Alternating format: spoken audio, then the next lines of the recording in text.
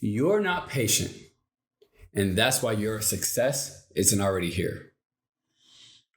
Now, what I want to talk about is exactly why your life, your success, your wealth isn't here, why your business hasn't taken off. Like, we're going to talk about that. But first, I want to give a story. Zig Ziglar, great guy. Like, this man is a well-known speaker. Big crazy thing about him is just that he's like this very charmed gentleman, right?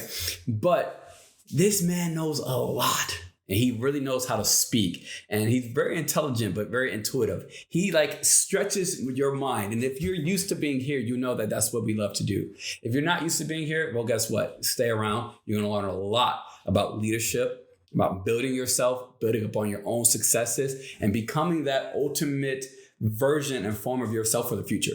Like, I'm going to give you actionable steps today to figure out exactly how to get your business taken off from the ground. But more importantly, I'm going to talk about Zig Ziglar. Zig Ziglar, great guy. He goes to the airport, right? He has a flight. It doesn't matter. He's in Dallas and his flight is supposed to be leaving at, 4 p.m. to New York, right? And he gives this story in one of his speeches. And I would definitely encourage you guys to actually go out and find this story. I'll make sure I link in it below. It's a really great story. And if you've been here long enough, you see that I also am pretty mind-bending. But his story was a little bit different than what I'm going to explain about his story. And so Zig Ziglar teaches patience and learn how to actually develop a sense of patience and calmness, a really great attitude. And so while he's at the airport, he walks up to the flight attendant lady that actually sits at the entrance, and he says, "Hey, where's my flight? Where's my flight?" And I see that it says that it's delayed, and she's like, "Oh yeah, sir. Sorry, that flight right now is delayed. It's not going to be leaving until 6:05." And he says, "Well, that's just fantastic." And she's, "Maybe you didn't hear me, sir." And I'm going to say, I'm paraphrasing. "Maybe you didn't hear me, sir, but it's delayed. And the flight won't be leaving until 6:05. He said, "Oh, no, I heard you loud and clear." And she's like, "Well, that's weird. Why are you so cheery and happy about it?" He says, "Well, what would you want? Would you prefer that I go bananas and, oh my God, you need to get me on that flight right now. I got friends and family and business to do up there. And then, but what's the point of doing that when the flight still leaves at 6:05? He said, "Or what would you want me to, give me your manager. There's no way that my flight isn't here. I have things I need to do. I pay for this flight and cause you all that anguish and stress. Look, the flight still leaves at 6:05. Right? Or would you rather me boo-hoo and cry and feel bad for myself and, oh God, I'm not going to make it?" No, because once again, the flight still leaves at 6:05. Right. And an amazing lesson from this is just that he already immediately is prepared for anything that happened. Right. And a lot of times we're not necessarily prepared for those obstacles that's going to come in our way during our journey. Right. But he's already aware of anything, and his attitude is already prepared for, well, there's nothing I can do. And she says, "Well, that's just very weird, sir. Tons of people, they come here and I tell them that their flight is delayed or canceled and they're doing all these different things and it's whatever." He said, "Well, look, there's 3 reasons why that plane is not going to take off." Right. Either something wrong with the environment, right? The weather. There's something wrong with the pilot, the man who's flying, the person who's flying the plane, or there's something wrong with the plane itself. And the safest place for me in this moment is right here inside this airport. So it's fine because the flight's going to leave at 6:05. Now, obviously, that's a really great story on how to start to really build on your attitude. And that, I'm going to tell you, is a skill that you want to develop. However, what's even more important to me that I got out of that is, well, why isn't your success taking off? Right? Why hasn't your business taken off?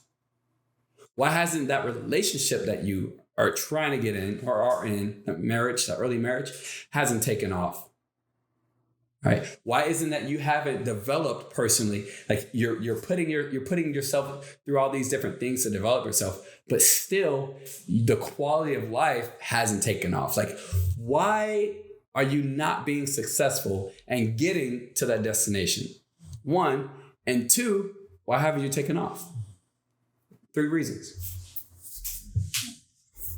There's something wrong with the weather in your life. There's something wrong with the pilot in your life.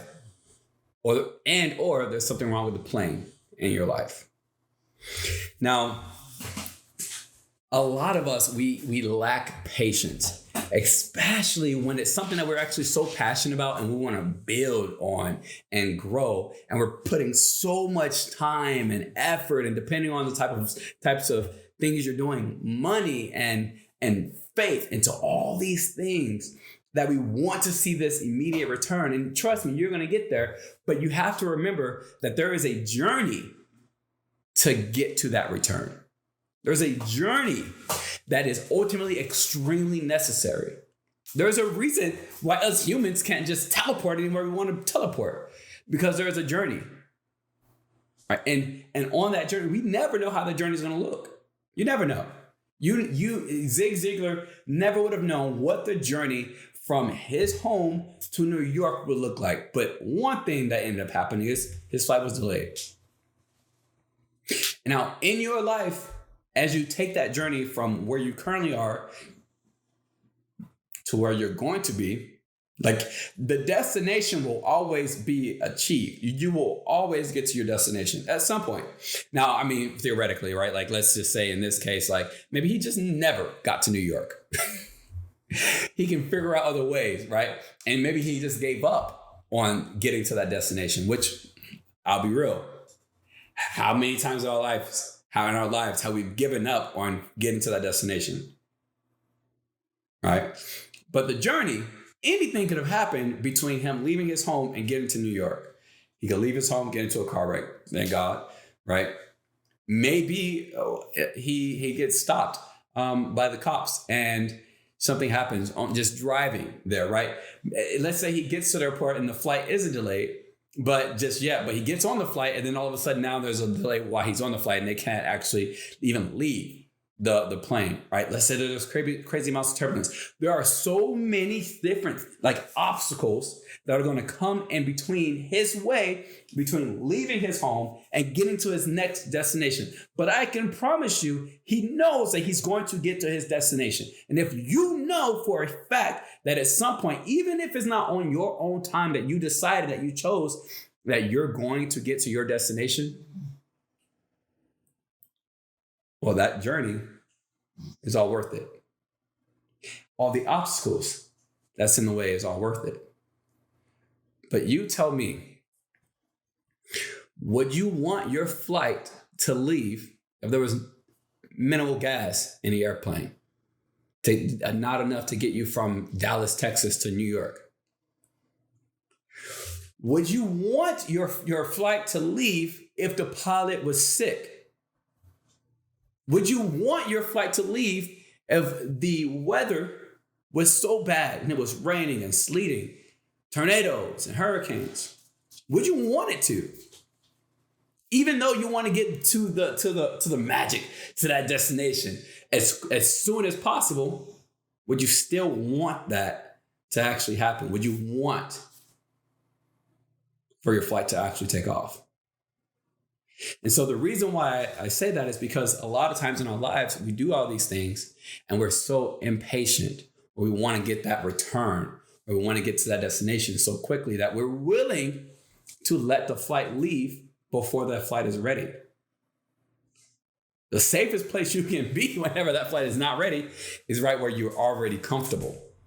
And not saying that you shouldn't leave your comfort zone, because you should definitely leave your comfort zone, but be smart about it. And that's one big thing we're going to talk about today is how do you get the chance to actually build that patience, that resilience, but most importantly, that understanding for when should that success actually start to take off. And so firstly, in your life, let's say you're a business owner, right? You've been putting time into your business. You've been putting effort, energy, investing your money into your business and investing into the people that's going to help you run your business in that system, right? But let's just say that it's grand opening day of this restaurant that you've started, and not everything's ready, right?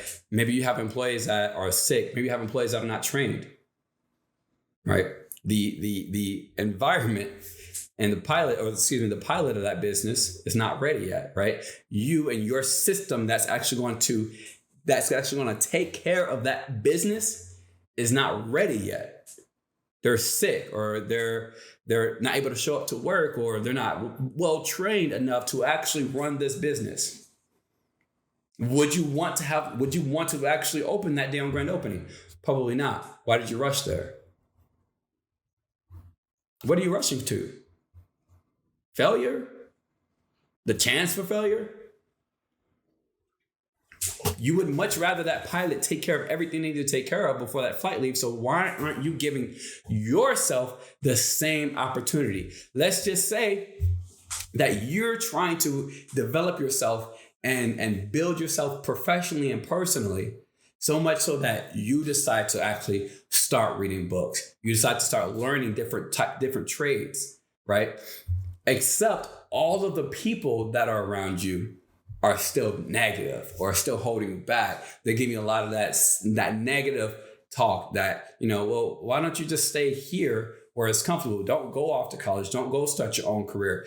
Stop. You don't need to go and hang out with these people. Just hang out with us, right? The environment that you're in, the storm that you're literally inside is not allowing you to take off, right? It's difficult to change the weather. Like you cannot change the weather at all, especially with your flight. You can't change the weather. You can wait until the weather is gone, or you can just change your environment, right? Change your environment, wait till the weather's gone, or find a different flight to leave out of. Find a different area to leave out of. Find a different area to leave out of, or wait. Now that's up to you. What you do. Would you rather wait until the people in that environment around you changes? Would you rather just make the change yourself so that way you can control that? Now that's up to you. That just depends on your own journey, right? But would you want to try and take off where you don't have a support and where the environment is negative for you? That's hard. When we're trying to develop ourselves personally, but all the people around us want to keep us down. But all the situations around us, right? You cannot control the weather. Let's just say that the universe is throwing adversity after you. And it's just weighing you down so that way you can't actually leave. Yes, you should try and break through it, but you can't change it. You can try and prevent it as much as possible, but you can't change that weather. Wait until the storm has passed, wait until the adversity has passed, or put yourself in a different situation. How do I put myself in a different situation? Charming when it's already happening. Prevent it.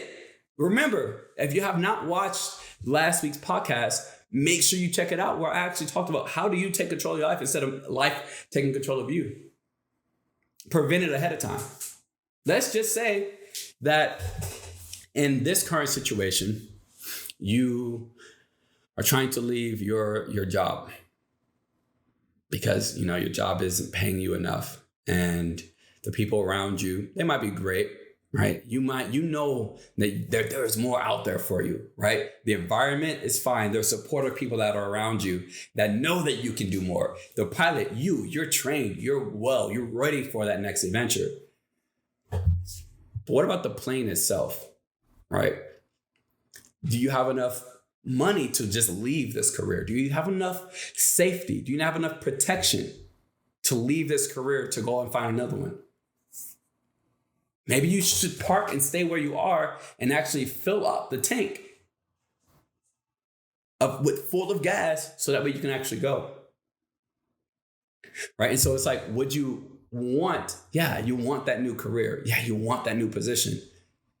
But if you don't have the safety of that vehicle that's going to take you there, would you really want it to take off? You wouldn't want that plane to take off if you were missing one key thing, if you were missing an emergency fund, if you were missing all these different things. You wouldn't want it to take off. So why are you rushing and pushing for that now? Where are you rushing to? Failure? The biggest thing is when these things are happening, you need to figure out where those opportunities are at for you to hold and change that attitude. Hold your tongue, change your attitude immediately, become much more patient, and realize, well, maybe there's a reason why my success hasn't taken off. Maybe there's a reason, though. Maybe something needs to be. Let me look at my environment. Let me look at the vehicle that's going to get me there, and let me look at myself, and actually be honest with yourself. Write down the things that you notice is not up to par, or it's not proficient with the life that you're trying to get to. Right? This is something that I love talking about with people. It's like if you place yourself into a box, right? Or you draw a box on the ground and you're standing outside of it and you step into that box. I want you to imagine like a control panel in front of you. Now you got that control panel and there's 3 different notches on it that are all turned off. One notch is motivation. One notch is persistence. And one notch is ability. Now, let's say that you're standing in that box and anytime you touch the notch, anything in that box fills all the way up. You can go from 0 to 100 and you crank up the motivation knob all the way up to 100 and you're full of motivation, right? And you're ready to go take on the world, right? And you crank up persistence, right? Knowing that there's so many obstacles that are going to come, but you're going to continue to make it all the way through every single obstacle with 0 issues. And then lastly, and I don't remember what the last one was all of a sudden, but lastly, the skills that you actually have. You crank it all the way up to where you know that you can actually do everything that you're about to do and take on, and that you're ready, right? And so now you're in this box full of just readiness to go, right? Everything is ready to go. Now imagine separating yourself and stepping back outside that box. And you have yourself in that box full of all of this potential to just go and take over the world. But you grab yourself by the collar and look at yourself and say, hey, are you ready for this? I don't think you're ready. And you hold yourself back and you pull and you say, no, let's crank it from 10 to 11. Let's crank all 3 of them from 10 to 11. That's going to be enough to help you get all the way across that path, all the way from sprinting from Dallas, Texas, all the way to New York. You crank it up one more notch to 11 and it's maxed out. You're still holding on to yourself. Imagine the amount of potential and energy that is inside of your body that's in that box. And you move that control panel out of the way. And now, finally, you're pumping everything in. You can do it. You got this. Here's the motivation. You're pumping everything into yourself. And now it's time for you to release and let go. How fast and how focused will you sprint to your destination? How fast and focused and determined will you sprint to your destination? But what if you had only cranked those notches up to 2 or 3? What if some of them are at 1 and some are at 10? And you don't have to balance, right? The environment isn't set. The pilot isn't set. And or the vehicle, the plane itself isn't set.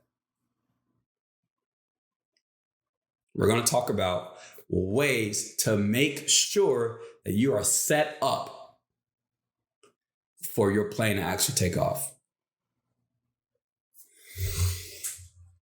Yeah. Come on, you cannot tell me that wasn't great. Cannot tell me that was not great. That was good.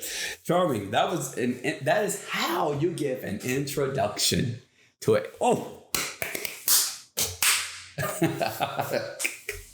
Oh man, I hope that you guys are doing very well. I know that the full podcast is being uploaded on a different day other than Saturdays right now, because specifically I will be switching up how I do the podcast. Instead of it being live streamed when recording it, instead I'm going to record it and do a live premiere, so that way we can still be there. You can still communicate and chat with me during this. Like, feel very free. If you're watching this right now in the premiere, I'm here. Hi guys. I'm going to fake chat. I'm going to fake type right now. And then you're going to see me message, and we're all hanging out together. That's a really cool feature about YouTube. And so I do want the chance to be able to still communicate with you guys during the podcast. It's just going to be, we're going to be watching it together. We're all watching this together. Now, if you're watching this later on as a VOD, that's all right. Still comment something down below that you got out of that intro. I'd love to hear what you realize is keeping you from actually taking off. What's keeping your flight from taking off? And then I want you to justify why it's safer for you right now. Now, I'm not saying procrastinate, right? Don't be just afraid to get on a plane because you're afraid to get on a plane. Don't say, well, my business, my success, my life isn't taking off because I'm just afraid to get on the plane. No, get on the plane, deal with some of the turbulence and go. You got it. There's not going to be a perfect situation. But at least if the environment, the pilot, and the plane is good to go, you're ready. You cannot control every piece of it. So I would love to know in the comment section what it is why you're staying on the ground, what's keeping you safe, or what it's keeping you safe from, and what you need to tweak in your life in order to make sure that your plane takes off safely and lands safely in a destination. All right. Wow. I hope that was really powerful for you guys. I love getting a chance to explain that and work that with all of the different people that I get the chance to mentor. It's something that is extremely powerful. But, today is very special because we get the chance to talk about how are we figuring out ways to focus on opportunities instead of the obstacles. How are we going to push through and see, this obstacle is up ahead of me, but that's all right. I see it. I acknowledge it. I already have a plan to knock it down. And if I don't have a plan, that's fine. I just run around it. Right? Like, how do we become bigger than our obstacles? So that way, whenever we do have these different things that are causing us not to take off, you're already ready. Right? But first, I have 3 tips of the day for you guys. And these are some good ones. All right.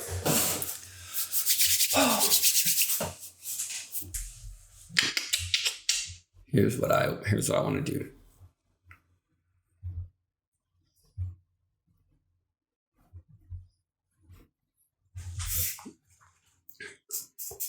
I took some really nice notes on this one. All right.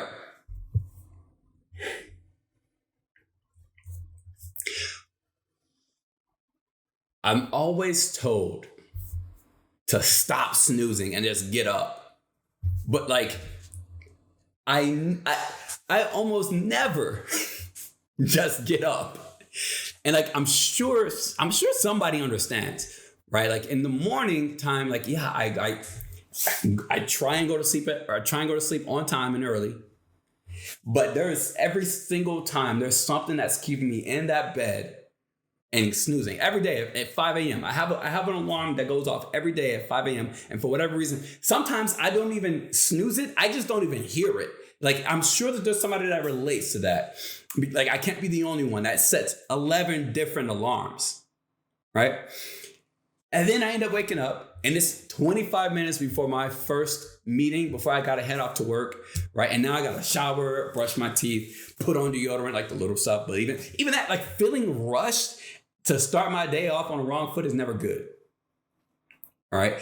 Just because if I can wake up and actually take good time to transform, my morning from just this chaotic mess to something that's actually productive and empowering, to just get off on a solid start with a good morning routine, like I'll be much more productive that day. Like I won't wake up, closing my eyes while I'm working and exhausted and tired. Like what I'm excited to talk to you about for tip 1 this week is exactly how do you start to develop a morning routine that actually empowers and like pushes nothing but productivity into your day.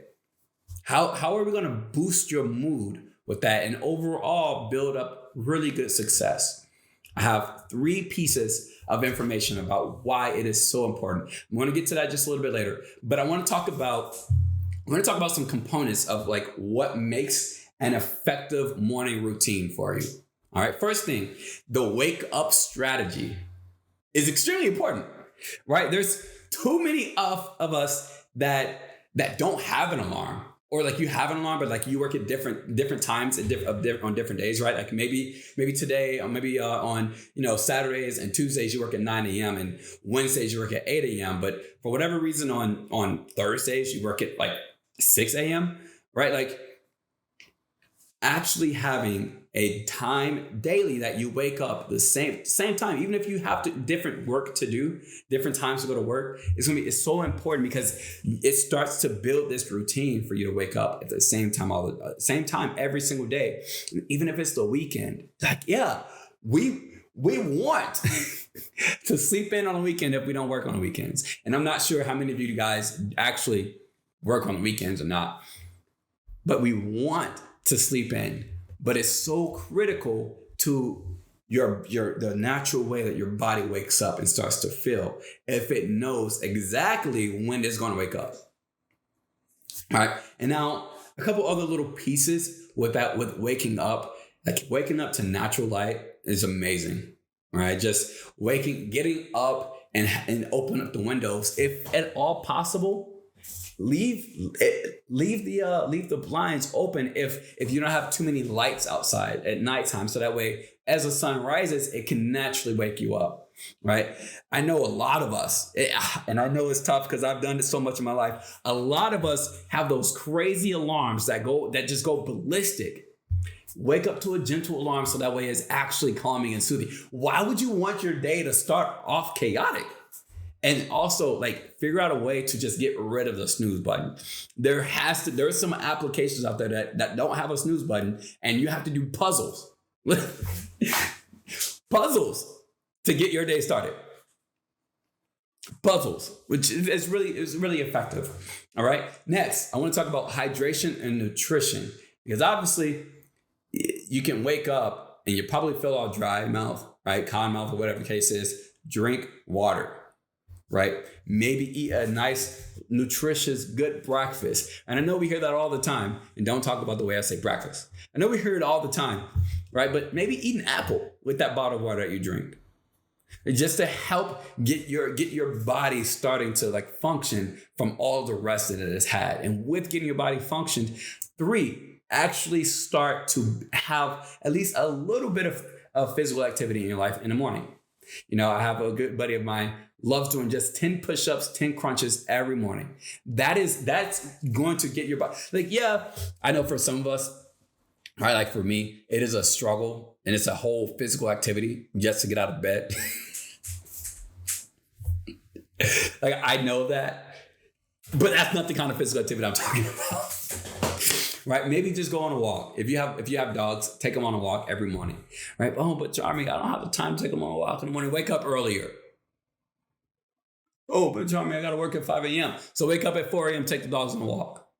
What excuses are you going to give yourself for not taking care of your morning routines so that way your day is productive? Right? Maybe stretch. Maybe that morning time is perfect for you to go to the gym, get an actual intense workout in. All right. Number 4. Mindfulness and mental preparation is extremely important. Like, I love waking up. This is something that I do. I love waking up in the morning. And before I even get out of bed, my phone, I have plenty of little books on my phone, right, on Audible and things like that, where I open them up, is already kind of still on that like night light, and so like it's not crazy bright on my eyes, but I wake up and I'll sit up in bed and I'll open up my phone and I'm able to just start reading. Read in the mornings. Take some time to do some meditation, maybe journal, especially if you're an active dreamer. Oh, if you're an active dreamer, you should be journaling every morning. Take like 30 to 45 minutes, and not an hour, to actually journal and set a good positive mindset for the day. Like, is it extremely important when you wake up to avoid turning on TV, to watch what happened overnight, and like actually getting on and scrolling through social media? Like, yeah, I understand you want to catch up. You can do that later. You're probably going to do that later. But that first hour of your day is so important for making sure that the like productivity happens the whole day. Right. And my last thing, plan your day. Like in the morning, after you wake up, the very first thing after you wake up, if you do some of that meditation, that prayer, journaling, reading, things like that, very next thing you should do is take the time to look at what you have to do that day. You got to go to work at like your 9 to 5. What do you have to do that day? Do you have clients and people to call and get ready to text and, send confirmations? Go ahead and start planning that out. Look at your day and mentally prepare your mind. Maybe use some sort of like digital planners as well, to like, as soon as you wake up and after your hour of reading, right, it sends you like a little notification. Hey, you have this many tasks to say. There are so many ways to set up little wins and little goals. And if you set those little wins or those little goals for the day, you start to have these small wins. And by the end of the day, you feel so much more accomplished because of everything that you just did. Now, I want to talk about why it is so important to have a morning routine. All right. And these are those 3 pieces, right? There's just scientific backing to it, where there's actually many studies that show that a consistent morning routine will improve. Well, I'll say can improve your mental health, your productivity, and your overall physical wellness. Right? We want to take care of the full total fitness of ourselves, right? Our mental well-being, our emotional well-being, physical, your professional, personal, mental, it'll take good care of all of those pieces, right? A second huge importance of it is just because, like, for me, before I started my current morning routine, where I wake up, I read for an hour, and then I do some working out, right? I'll either walk the dogs or do some sort of exercise. And then I'll come back and I'll try and eat before I have my first meeting of the day, right? Before I was doing that, I was waking up all different times of the morning. I would feel so rushed and so unproductive that day already. And even going to sleep would be just a hassle, because I'll have so many things that are going through my brain, because I didn't sort it out during the day. But I realized that if I can wake up, read, look at my calendar for the day, go get some working out and eat, it helps me prepare and plan for that entire day, so much so that I expect everything that's going to happen. And I know that there's going to be obstacles along the way, right, that I get the chance to also overcome and do plan B, C, and D's for. And then at the end of the day, my mind is so clear and I can just lay down because I got done, right? So it is so important to optimize your morning routine just because you really start to feel so much better. And the third big thing is just because if you master that morning overall, it's not just going to affect you, but imagine the kind of people that you're bringing to your life, right? We talk about changing up your environment, right? Yeah, you can't change the weather, but you can change your environment. You want to talk about changing your environment? Wake up with this fresh feeling every day and become productive immediately. You're going to find an amazing environment of other people, or you will just start to influence the others as they see how your life elevates. It's something that a lot of people don't want to do. So here's one thing to start to kind of implement your morning, some actual good habits into your morning routine. And so I want to say, first off, you need to start small. All right, start very small. Why? Because there's going to be tons and tons of challenges that come in your way. And too many of us is just like the New Year's thing, right? Where you have this New Year's resolution of losing this much weight, going to the gym every single day and doing this and blah, blah, blah, blah, blah. And for whatever reason, people feel like just because it is now January 1st, they have self-discipline. Like, no, you have to build that muscle of self-discipline, right? And so here's one thing that I did. Because for me, it was extremely tough for me to just wake back up and just start going to the gym every day. All right. And so instead, what I did, I started off really small. So take the goal that you want. It doesn't need to be a massive goal, right? Just take the goal that you want. I want to go to the gym 5 times a week. All right, cool. How am I going to break that all the way down to a little small thing? For me, if I can just wake up at the same time every day, and I know I'm going to go to the gym for a week straight, if I plan on going to the gym at 6 a.m. every day, you know what? Cool. I'm going to wake up 5 times a week at 6 a.m. and do something else. Just stay awake. That's for win number one. You know how empowering it is to actually say, every day this week, I actually woke up on time. You know, I could probably actually go to the gym. Cool. Next week, that's what you're going to do. You're going to wake up at 6 a.m. every day, 5 days of the week, put on your gym shoes and your gym clothes, or put on your gym clothes and your gym shoes, and then take it off and go back and do things in your day. Start small, because you start to build up these habits, and now your body's used to, because it's been 2 weeks of habit building, right? Now your body's used to waking up at 6 a.m. Continue doing that. 3rd week, now that you actually have put your clothes on, drive to the gym, look at the gym, wave, come back home. Like, actually do that. Like I actually did these things, and I had an accountability buddy that made sure. He's like, hey, did you drive and wave at the gym? I did drive to the gym and wave. Yes. Guess what you're going to do week 4? Now you're used to doing all these things. Week 4, now you're going to walk into the gym. These small wins are going to help you build a great foundation of a morning routine. Walk into the gym, walk around the gym, walk out, leave. Next week, walk into the gym, actually go into the locker room, put your stuff away, grab your stuff, walk out, right? Then next time, maybe this one day that you do that, this following week, this next week, you actually go and stretch. Imagine that, right? Yeah, you're about 2 months in, but you imagine all the habits that you've built up by just waking up at the same time, putting on clothes, doing things, and then you come back, and you have the whole day ahead of you. You're going to figure out ways to be productive, especially if you're trying to grow, right? Next, be very consistent, right? Amongst all of that, the same thing. I said the same thing.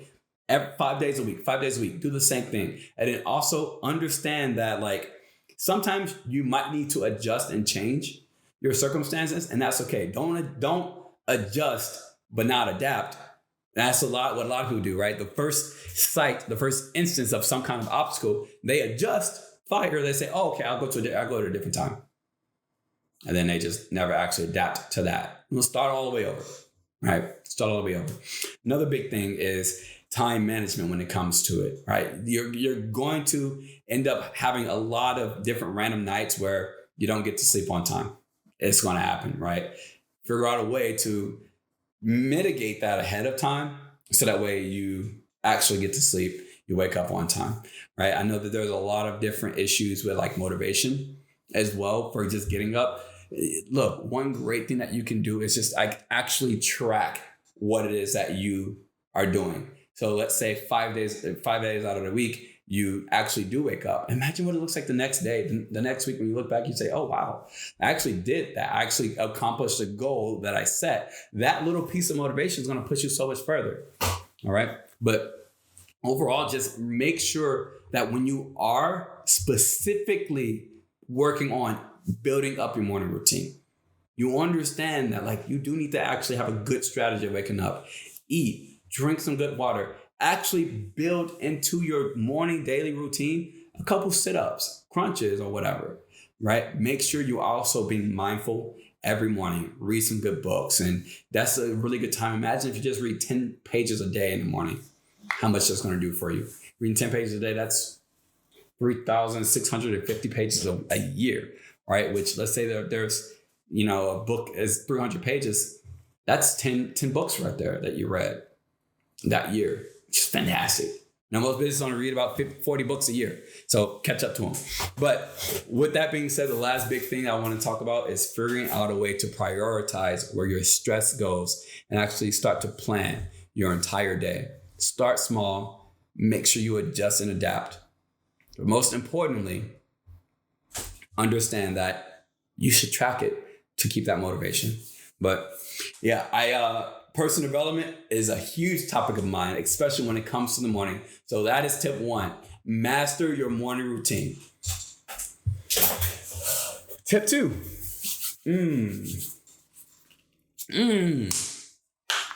Tip 2. This week of what I want you to practice. And I don't even want you to practice it. I want you to take the whole week to develop. Why are you living the life that you're living? Like, have you stopped to actually think, why do I work at this place? Like, what am I going to get from this? Am I just here just to make a buck so I can pay my bills? Like, yeah, it can't just be that. It has to be something else. Is that you're here working at this specific place because it provides the best benefits for your family, and like, why does it, like, my big tip to you for this week, number 2, is to actually connect with your why, right? Take that time to really get the chance to build it up. And I promise you, your motivation for anything in life will be elevated from 100 to 1,000%. All right. Like, your overall satisfaction of your personal life and your professional life of why you're doing what you're doing will completely change everything.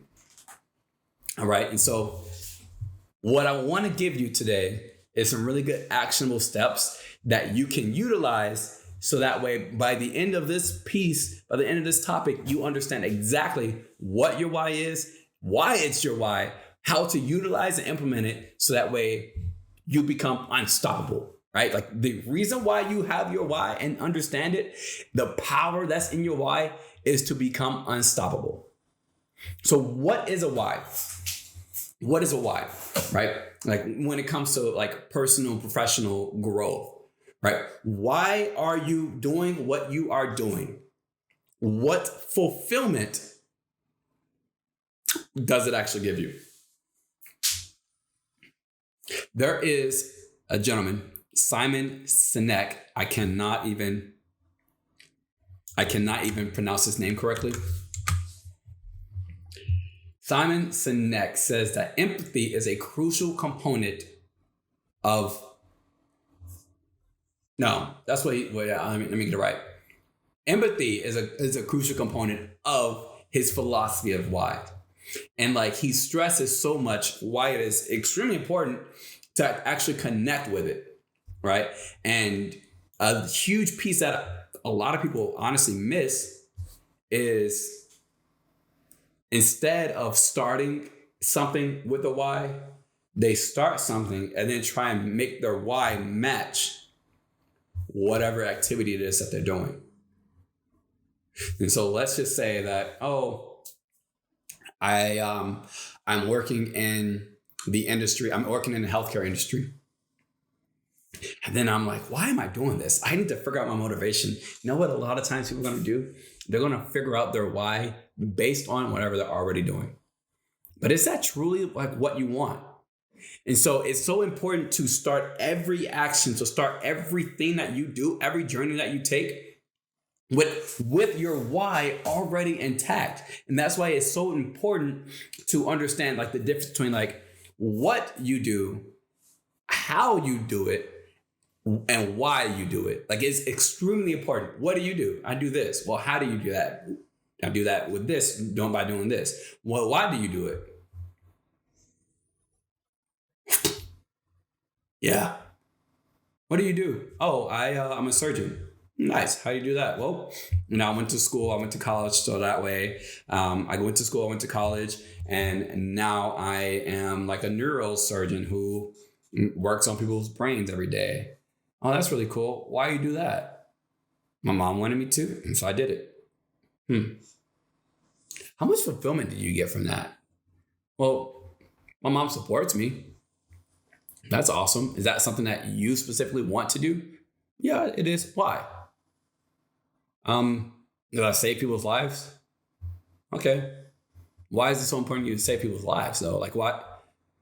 There's tons of different things that you can do in life. And why do you want to save people's lives? Well, back whenever my mother was younger, there wasn't really the technology that we have nowadays with surgery. And one of her best friends passed away because of something that could have been easily handled with the kind of surgery we have today. And so it's like, I do what I do I want to make my mom happy, but most importantly, I do it so that way, her friend lives on. And because there's somebody else that's going to be in a situation where surgery could save that person's life. And I say, wow, that's incredible that this is why you do this. Right? Now, let's just say he did not realize this doctor, this neurosurgeon didn't realize that was his why until that moment that I questioned it. Right? And now he can start to go to work every single day, understanding it. And even if he just now realized it, his entire life can be changed. Why? Because imagine if he started off his time in school with that, where he knows he's going to want to give up. Right? He's about to endure 10 to 12 potential years of schooling where he's going to want to quit, where he's going to give up, where he's going to want to go to a party, where he's going to want to go do things that he shouldn't do. Right? Or maybe things just get ultimately out of hand where maybe his family member passed away and he can't actually continue going to school. Remember that journey? All these things are going to happen in his journey, all these kind of obstacles. If he understands why he's doing what he's doing, if he understood in the beginning that the reason I'm doing this is because there is some little girl out there who is going to have to watch her best friend pass away. And I know that if I do this, I can save her from dealing with that kind of pain. And I can help that family. Understanding that not a single obstacle is going to come in that future doctor's way. But imagine if he thinks his motivation is, well, mom wants me to do it, so I want to do it. Yeah. At some point, when things get so difficult, you can talk your mom into helping you into being supportive about something else. Or you could just say, I don't need her support. I'm going to do anything else. And so apply that to you. Like, figure out what you do, how you do it. That's easy. But why are you doing it? And then continue to ask yourself why, right? Understanding exactly what your why is going to allow you to increase your clarity in life, where you're going. A lot of times, either our vision is impaired or it's clouded, or we don't have one at all. It's impaired, it's broken, it's clouded. We know it's there, but we can't see it, or it's not there at all. We don't have one. And a lot of times it's because you haven't developed your why. Your motivation is interrupted. Why? Because you haven't developed and figured out why. Like, why? What if you were motivated to go to the gym at the beginning of the year? That's cool. Your motivation will wear off. Why, in the first place, did you have to go to the gym?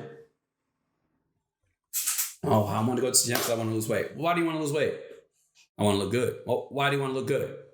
Why is it so important for you to look good? How did you come up with the idea that going to the gym is going to help you look good for whatever reason? Ask yourself why over and over and over again. I love it. I love my mentor, business mentor. He tested that and he continued to press me. Why?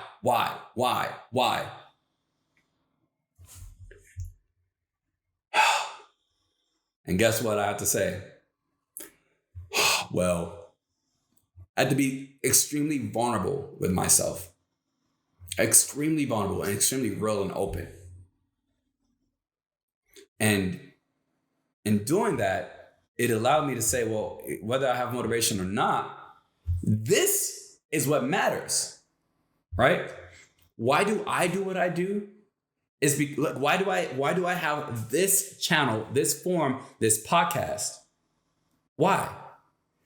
because I know what it's like to not have leadership mentorship. Why do I do what I do? Because I know what it's like to have zero kind of financial information or education literacy at all. I know what it's like to be completely poor, broken, live out anywhere and not have opportunities. I'm going to make sure that there are other individuals out there who want to improve on their lives and make sure that they actually get the chance to. Because right now there's so many people taking away our chances. And for me, because my chances was taken away from me, or not even presented to me, I didn't have vision. I didn't know where I was going to go. And because of that, my entire mental health was completely suffered and pulled down, so much so to where there was no purpose in anything. And I was ready to move on to the next life. And I'm going to make sure that in any way, shape, or form, I bring that kind of information that I'm learning to someone else so that way it can potentially save a life. That is why I do what I do. And I can start everything with that. You know, I can have a YouTube video that gets 0 views. Guess what? It's not that I don't care about the performance or those results. What matters is my why I'm actually doing this. I'm not doing it for the money. I'm not doing it for the celebrityism, the fame. There we go. That's the word, right? I'm not doing it for the views, the likes. I'm going to save someone's life, and I know that I can. I'm going to provide opportunities for people. I'm going to provide mentorship. That is why I do what I do. And starting this from jump with my why is going to help me go much further. And at this moment right now, right? Because there are going to be hard times. There's always going to be There's always going to be obstacles. Well, that's a really great chance for me to actually build on myself. Right. So how do we actually discover our why? How do we actually discover it? Right. And so one of the very first things that you should do is like actually figure out where your purpose is. How should I do that, Charmy? Here's the first piece. Reflect. I want you to actually reflect on some of the achievements that you've had in the past. Like actually write them down.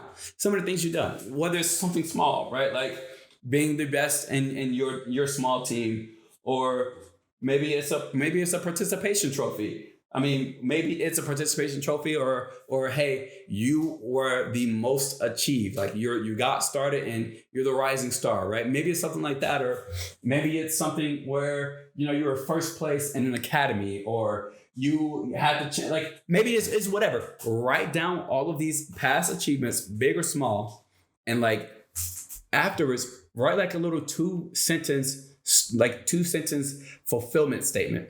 Like I felt fulfilled by this because. That's step one to determining your why, right? And the purpose. Step two, I want you to identify certain themes in what it is that you enjoy and what it is that drives you, right? So after you've written down that list and you have your fulfillment, figure out what similarities between those are there. What themes do you see? Consistently, I notice that no matter what it is that I do, when I start something fresh, new, whatever it is, I'm going to rise to the top. And I realized that because of that, now I'm able to start anything and have confidence because I know a little bit more about the fact that I'm going to push to the top of that. I'm going to endure and push to the top. Now I know there's going to be a lot of obstacles. There might be a lot of people, right, that are going to also be trying to do the same thing, right? But the third piece to helping you discover like the purpose and your why, consider like the legacy that you want to leave behind based on some of these themes, right? Like for me, I obviously know the legacy for me is, hey, that person extremely competitive, but he does it with the most like valuable thought processes or whatever, like in the world. And a legacy that I want to leave is, hey, I want to be like him. I want to start something, give it my all, let it build and grow regardless of whatever kind of obstacles come in my way. And at the end of life, like he actually accomplished so much when it comes to building value into this world, right? And if you can reflect on the past and what gave you fulfillment, and look at the future on what you are going to do between now and then, you're going to start to discover much more about why you're doing what you're doing. At least your why. Why are you having this journey in life, right? Now, with that, you have to understand that there are going to be challenged. Like, you're going to be challenged with actually having your whys, right? A lot of times people have all these different societal pressures against them to like hold them down, right? That's that environment piece that we talk about, where you can't necessarily change the weather, but you can't change the environment. A lot of times there's going to be this overarching, overbearing fear of change when it comes to once you understand your why, you actually have to go out and get it. You actually have to go out and act upon it. Right? You have to make daily decisions based on your why, based on your mission, based on the vision that you see. Right? And then also, there's gonna be a lot of times where you don't have that support, especially with the why. If your why is strong enough, yeah, it might grab some people, but there's also gonna be a lot of people that might not be there to support you. Maybe the people are there, but maybe you don't have the financial backing just yet to make that change. Right? To start to develop, to start something new, so that way you can actually have that why.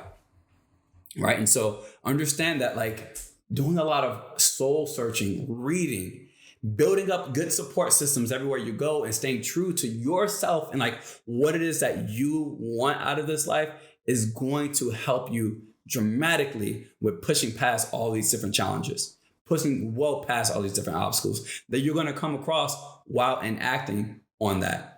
Right? It's just like the doctor. Once again, with that doctor, if that doctor just says, "Oh, this is why I want to be a doctor, because I'm going to save someone's life, and most importantly, stop someone who's still living from having this pain of losing somebody. I'm going to be able to do that." You know what? Cool. And if he was naive to think that it was just going to be easy breezy, beautiful cover girl because he understood his why, oh, he's already wrong. He's already setting himself up for failure. Right? And so having those realistic understandings of how life actually goes is very volatile, right? If you haven't seen that video, I'd encourage you to go watch that video, how your life is like the stock market, right? Learn how to shift your mindset so that way you can start to understand how some of these obstacles are going to turn into different opportunities for you to grow and build upon yourself. Right? Now, how do you go from applying like what you just determined about yourself into everyday life? Right? And so for me, one thing that I do is I have a goal tracker where I write down my why I'm doing what I'm doing. And every decision and every goal, every daily habit that I write, I'm actually thinking about how I can implement that, right?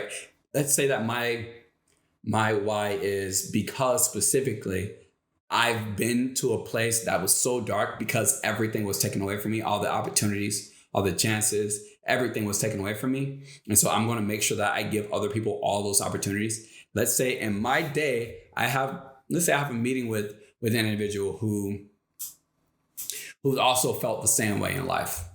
But I don't even think about it, right? I'm going to make sure that when meeting with that person, I want to connect with them. I actually want to learn about who they are and like their paths and where they want to go, because maybe we can kind of relate. And if we can kind of relate on the fact of like, we've had opportunities taken away from us and we felt that, it allows me to connect with someone so much better.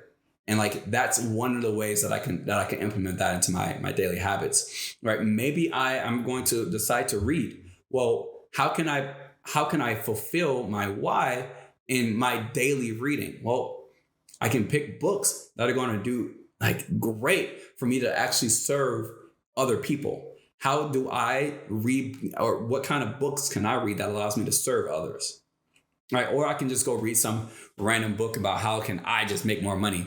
Or I could look for something that's going to help actually fulfill my why. Like, you actually want to think about plan your day and always have your why at the forefront of your mind, because it's going to start to really impact like your mental health, your relationships, even your career, because you know exactly why you're there. Right? You know exactly why you're doing what you're doing. You start to have this separate sense. It's like being a teacher. Why do you love being a teacher? You're so passionate about it. Why? Why do you love it? Why do you do it? Because of these reasons. And then guess what? Now, financial issues. You're like, well, I understand that you don't make much money as a teacher. Well, I don't do it for the money.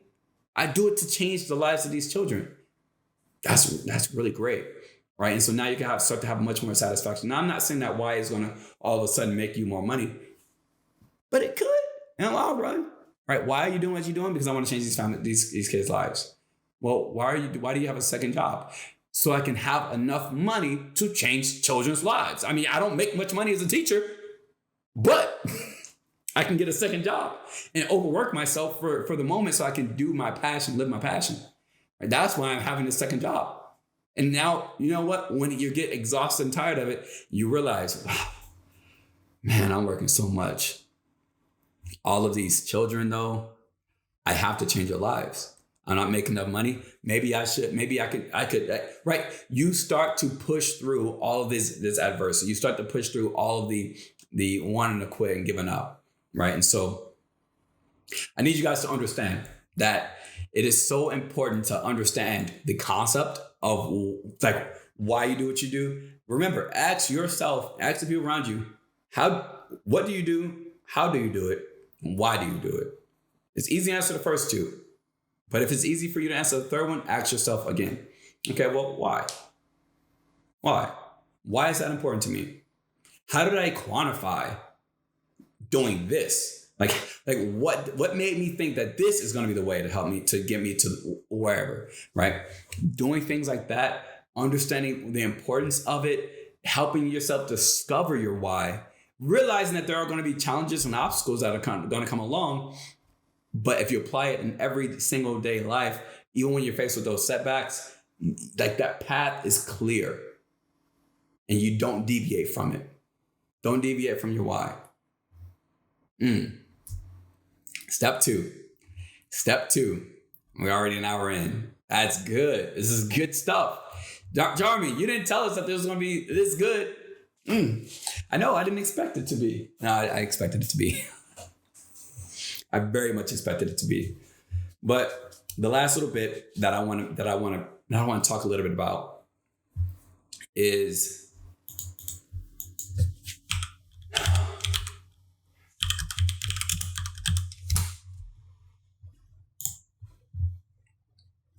what's something called the Eisenhower box. So this is tip 3 of the day. And it's going to be pretty simple.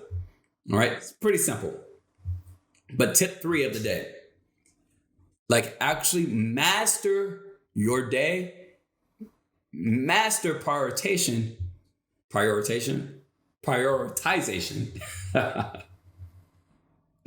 master your day, master prioritization. I said the same thing.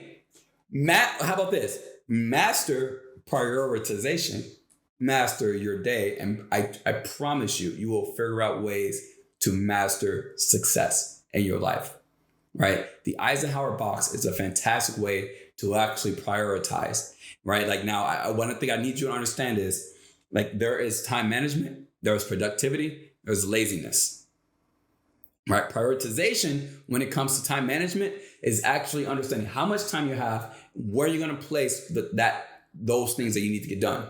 Have you ever noticed that you have so many things to get done that's on your list? And even you probably even tried to write down a full list of things to do. And you look at it and it's so overwhelming. You're like, I only have so much time to get this stuff done. Like I only have I have 2 free hours today. I'm working all day tomorrow. I get off at 9 p.m. and I'm going to be so exhausted. And then have you ever noticed that? Well, how do you prioritize what you should do so that way you at least get some things done if you don't get everything done, right? How do you start to build up some of that productivity? One very crucial thing is efficiency is stress reduction. And that's one very crucial thing that you get from prioritization, right? Especially utilizing this Eisenhower box. And then lastly, I want to talk about how do you really start to utilize what's urgent versus what's important? while categorizing some of those tasks. First step, you need to obviously very much identify what your goals are. You're not going to get anywhere unless you already have these clear short-term and long-term goals. All right, we talked about having daily habits, having a vision, and having a mission, but you need to have very clear goals when you write down, whether they're just goals for the day, right?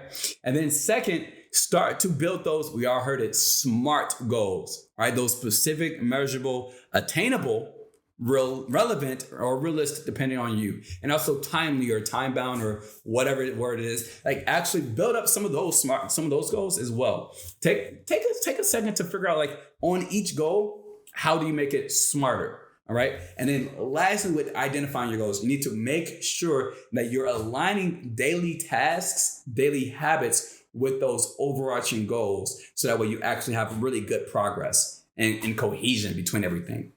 Right. So let's just say that you have a goal today of, let's say that you're a business owner, and you have a goal today of making, $12,000 for the day. Well, how are you going to do that? Why is that important? How can you become even more specific? Right. Well, in the first half of the day, you need to make 40% of that $12,000. All right. So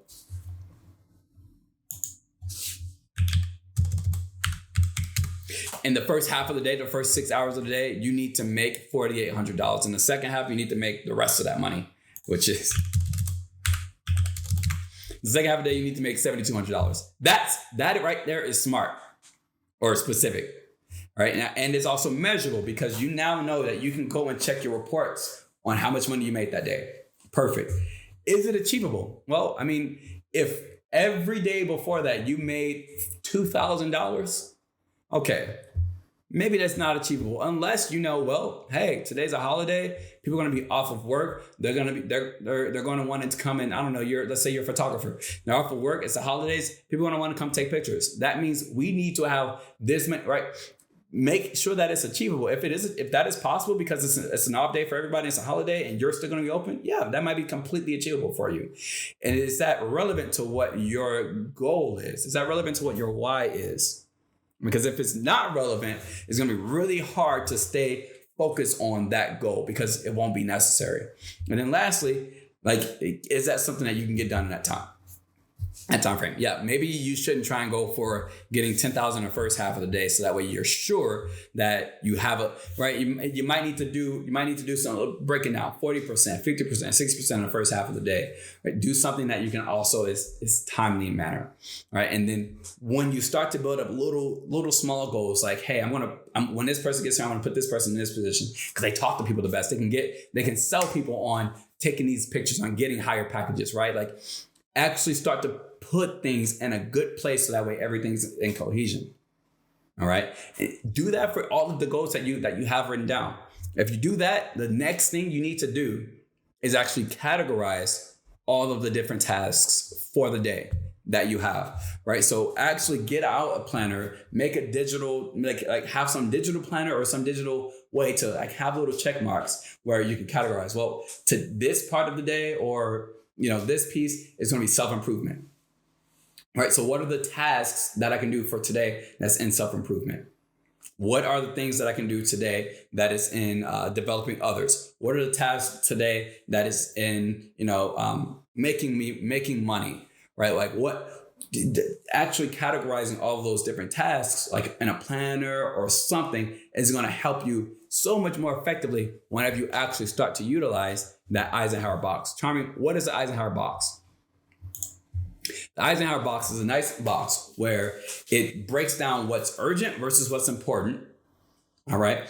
And when it does that, it has 4 different pieces, kind of like a little graph, right? Where on the bottom, you have what's urgent, you have what's not urgent all the way to what's urgent. And then on the y-axis is going up and down. You have what's not important all the way up to important. 0 is not urgent, not important. The top right is important, urgent. And the great thing about it is, when you actually put it on a graph and you plot what task is what, is it really, how important is it for me to read in the mornings? How is it important for me to read the first thing in the morning? Well, for me, it's not necessarily something that is urgent, but it is very important to me.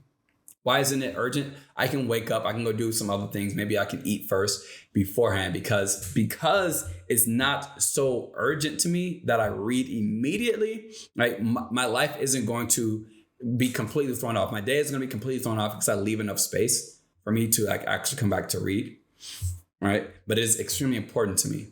And so I'm going to plot it on where it's important, but not urgent. Right? Now, let's just say something that is extremely urgent for me is to eat an apple as soon as I finish working out. Why? Because it's good for it's urgent because it's going to save me. And so because of that, now I know, hey, this is something that's urgent and it's also extremely important.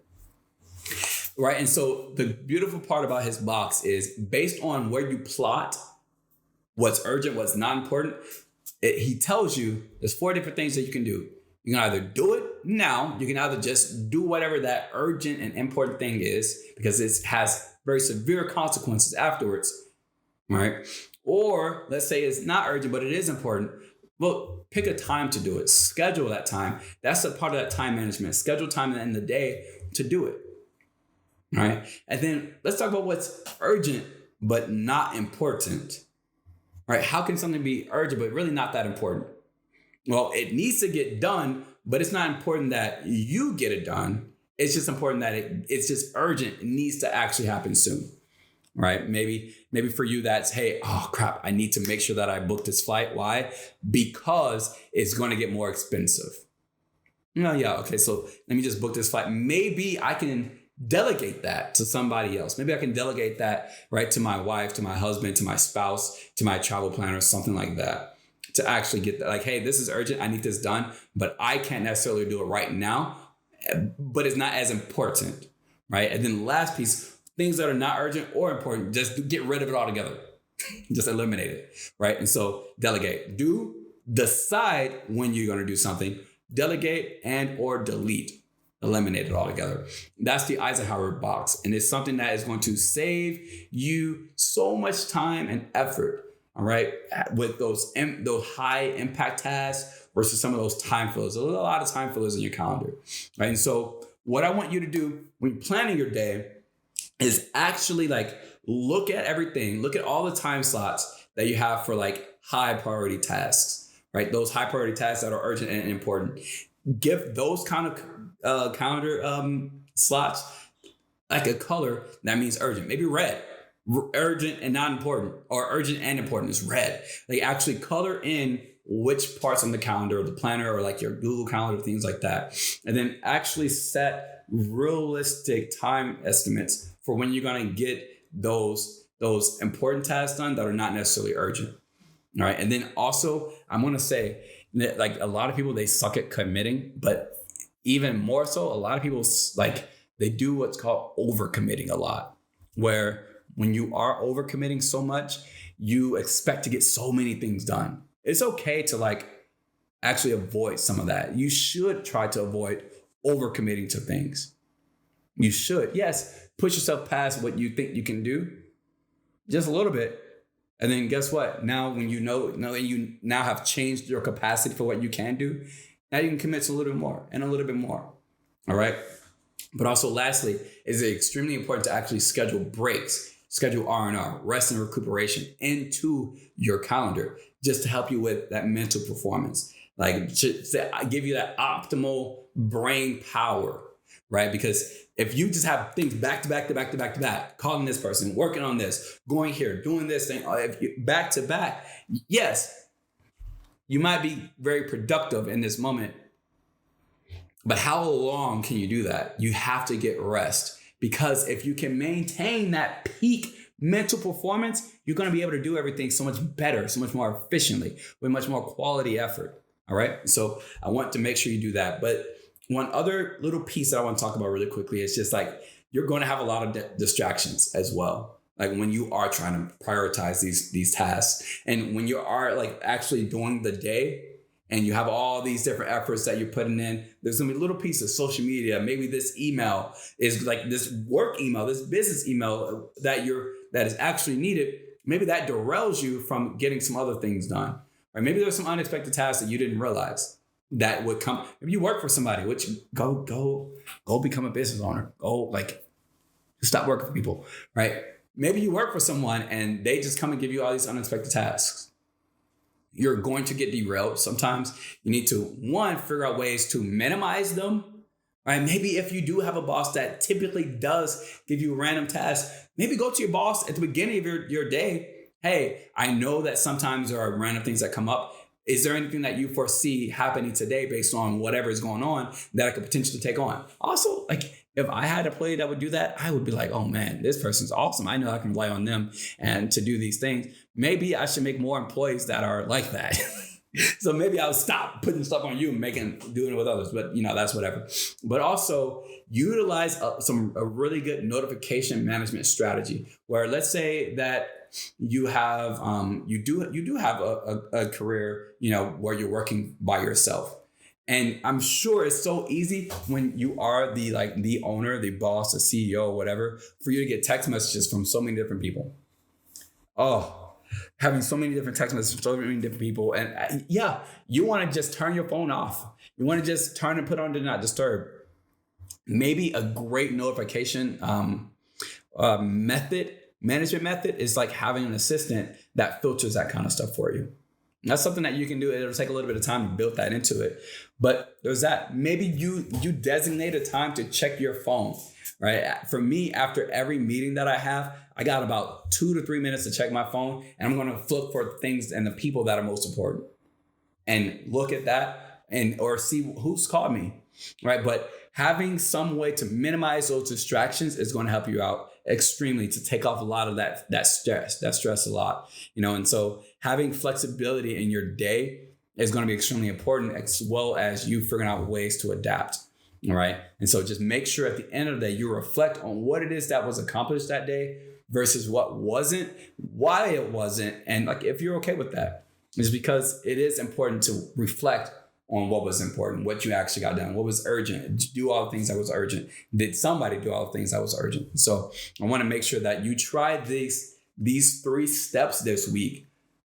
Master your morning, master your why, master prioritization, because down the road, when those obstacles are coming up, you'll be so much more ready, right? And you'll be looking at it as, here's a way to practice these things. Here's a way to practice making sure that my why is strong enough. So I want to tell you, there are going to be things that are going to challenge your why. And an obstacle, it will be a great opportunity to check how, just like it's a gut punch.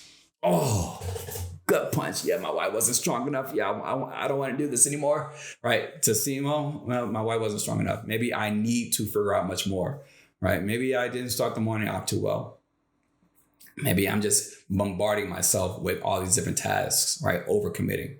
And so those are the 3 tips I want you guys to practice this week. Oh, come on, Charming. That's too good. That's too good. That's too good. And so I got some good time. left. I got about an hour and a half left. And the next 30 minutes, what I want to talk about is our development question of the week.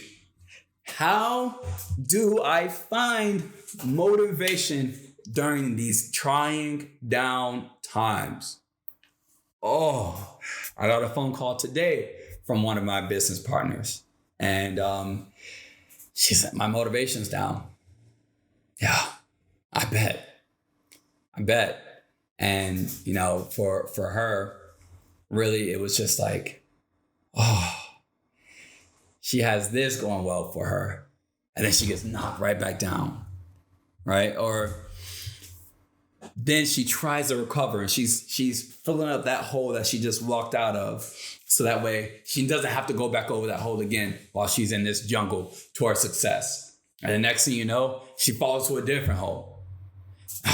Charming, I need some assistance. There's always going to be a hole. Yeah, there's always going to be a hole. As something that I realized, If it's not this thing happening, it's next. I was in Nashville hanging out, and I went to stop in downtown to get a hot dog. Guess what? My truck's getting towed. What? Okay, well, all right. Well, hey, what's going on? Let me get my truck. Yeah, we need this much money. All right, cool. Come back, it's gone. I got the money, but the truck is gone. So now I'm like, well, crap. Well, maybe I can find a ride to the tow company. Find a ride to the tow company. Now all of a sudden, I'm like, okay, good. I see my truck is ready to rock and roll. I'm so happy. And then I go up. Hey, yeah, it's gonna be about 6 times more than originally thought. Okay, crap. Well, let me go ahead and pull out some more money. Well, now the ATM's broken. Here's the next thing. You know what? Screw it. I don't need my car. I'll just get somebody to come pick me up and screw the car. I could do that, or I could keep on trying. All right. But my motivation, I'm going to tell you, kept declining, kept dropping lower and lower and lower. Right. There's that piece. Or maybe, for me, back in the day, I would try my hardest to eat. Right. And if you guys have been here before, I have an eating disorder, anorexia nervosa. And I'll try to every single day eat some peanut butter, eat a couple spoons of peanut butter, just to say that I ate something, just to put some kind of nutrition into my body. And the crazy thing is I would see myself gaining weight. I would see it, and that knocks my motivation down to eat. Why am I going to continue eating when the part that scares me is gaining weight? Why am I going to do that? So why not? Why? And so for me, my motivation drops. Why am I going to keep waking up every morning, going to the gym? Oh my God. Now it's President's Day. A couple weeks after I've been in the gym, we got this barbecue. I know I'm trying to watch my weight and work out and things like that. But God, that food looks so good. You know what? I'm going to eat a whole lot. I'll be okay. I'll just go to the gym, work it off. Oh man, now it's the Super Bowl. Yeah, I'm gonna go ahead and eat as well. Now I feel really bad about what I'm doing, and I'm gonna slow down. Maybe I'll wake up later. I feel too hungover from drinking last night. I don't really necessarily want to go. And after a certain time, you've missed so many days of going to the gym and eating healthily that it doesn't even matter anymore. That motivation is gone. How is it that you find that motivation, but more importantly, when you're going through so much adversity? All right. And so, not all the time are you going to be able to maintain that motivation. It's going to fluctuate. But understanding that is when it's there, leveraging all of that motivation when it's there for the future, especially for whenever you don't have any, is so significant. Right. There are so many different psychological factors behind having motivation. Right. Just pushing you to have a much better day.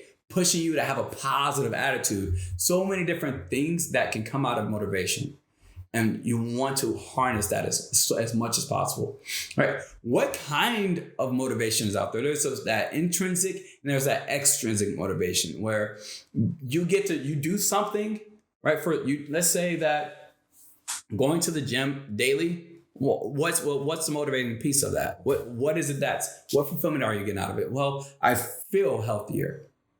I actually feel on the inside healthier. I feel like I can see my body looking better. I can see that I'm slimming down, or maybe I'm gaining a little bit of muscle or weight. And so my body mass index is better. So now I feel healthier. Well, that's an intrinsic motivation. Oh, I'm going to the gym because I have this cruise I'm going to this summer, and I'm gonna go there. I want to look really good. I want to really find me a really good, partner. Right?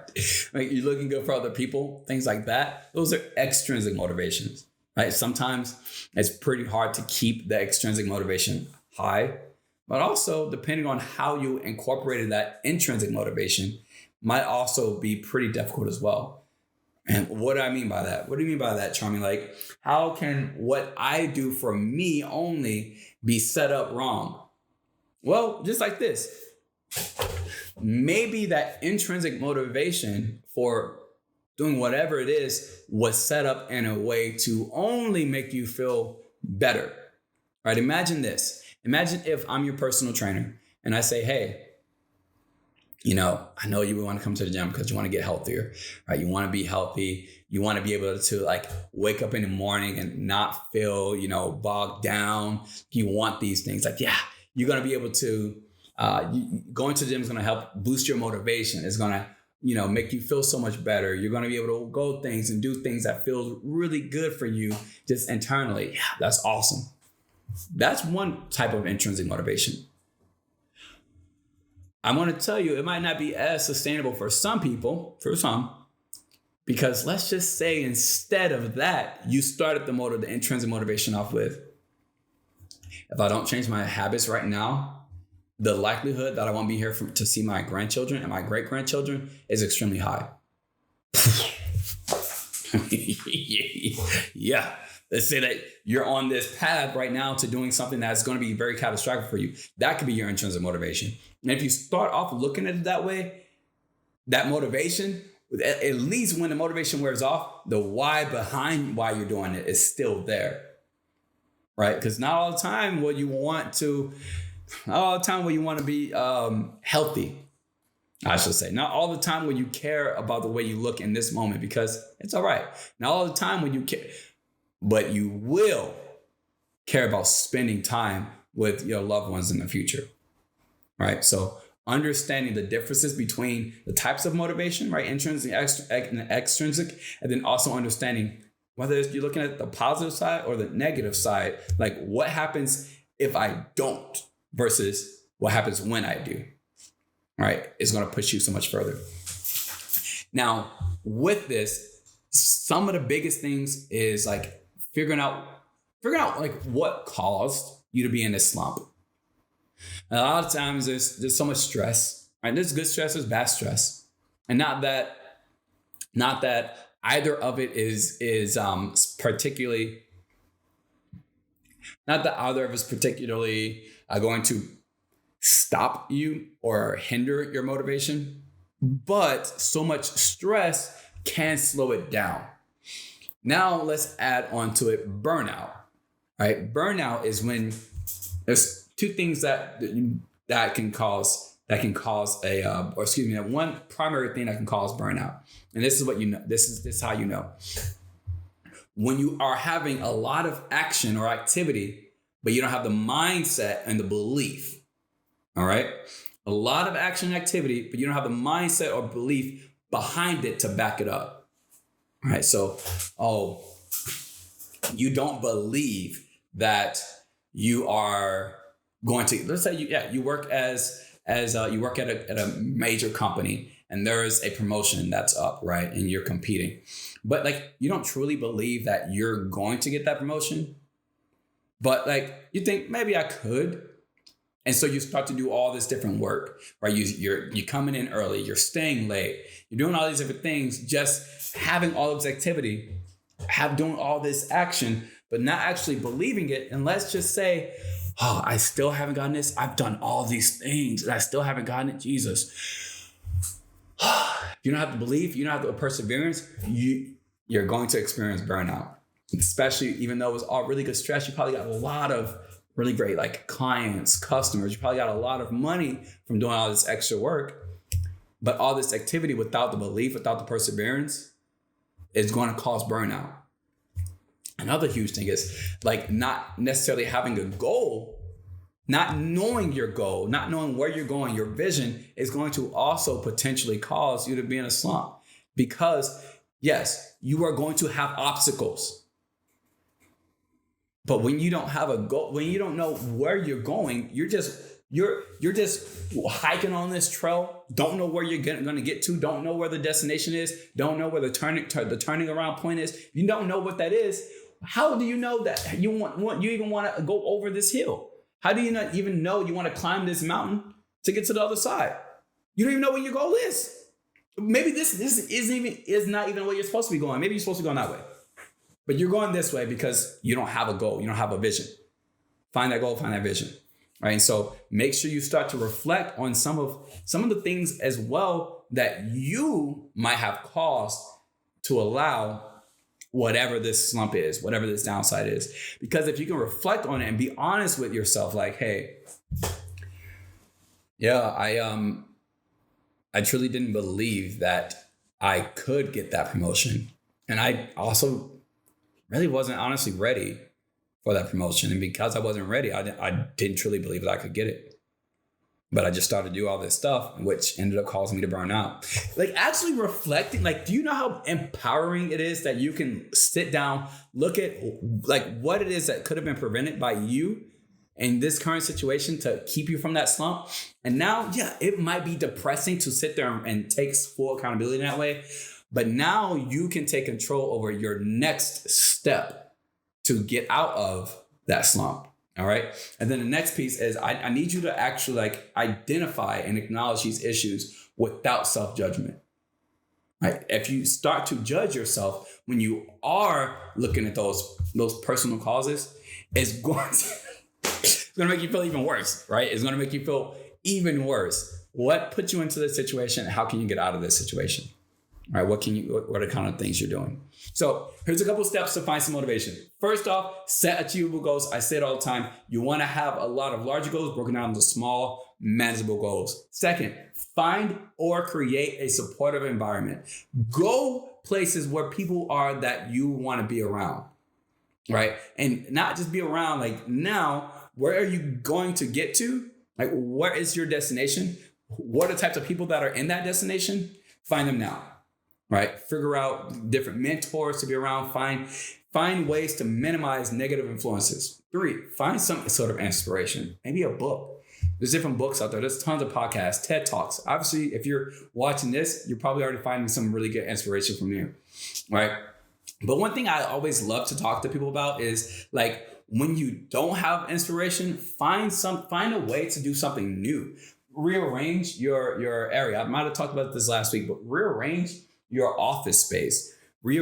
Go and find a new hobby, or it could even be something small like deleting contacts from your phone, right? Anything in that manner. But finding some new thing to spark some newfound motivation is going to help you with finding some that inspiration. 4, physical and mental health is extremely important, right? Find ways to be mindful of what it is that you're doing. It's just like when it comes to me trying to refine the motivation to eat. Right. One thing that I will sit there and do, I'll actually take the time to sit down and be mindful of the food and what it is actually doing to my body to nurture it. I can sit there and tell myself all the time, this is making me fat. This is going to make my stomach hurt.